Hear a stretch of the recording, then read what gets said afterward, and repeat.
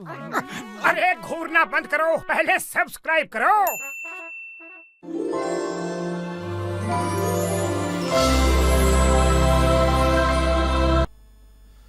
Exercise 102.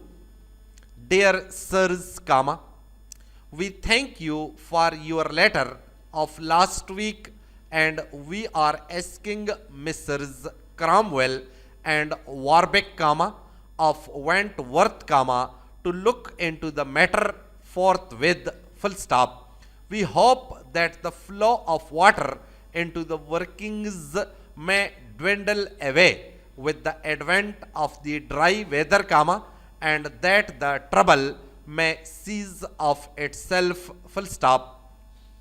In any case, comma, you may rely upon us to do all that we can to stop the nuisance in question, full stop. We have already told our engineer, comma, Mr. Walter Wilson, comma, to make close inquiry into the matter, comma, and we thank you again for the kindly way in which you have warned us of the possible loss both to ourselves and to you, full stop.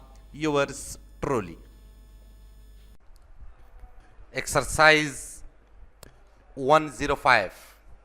The almost innumerable terms connected with business should be understood by all who engage in trade, full stop. They are introduced into practically every transaction, comma, and he would be considered incompetent who did not understand them, full stop. The mastery of these terms is not a task of such magnitude as to disconcert anyone of reasonable self-reliance and self-control, full stop. No enterprising man need entertain a moment's doubt as to his ability to learn these significant terms, full stop. The transmission of goods to a commission agent or other consignee involves the preparation of documents which will ensure the transfer of the goods to him without unnecessary delay, full stop. The arrangement of consular invoices and other forms properly inscribed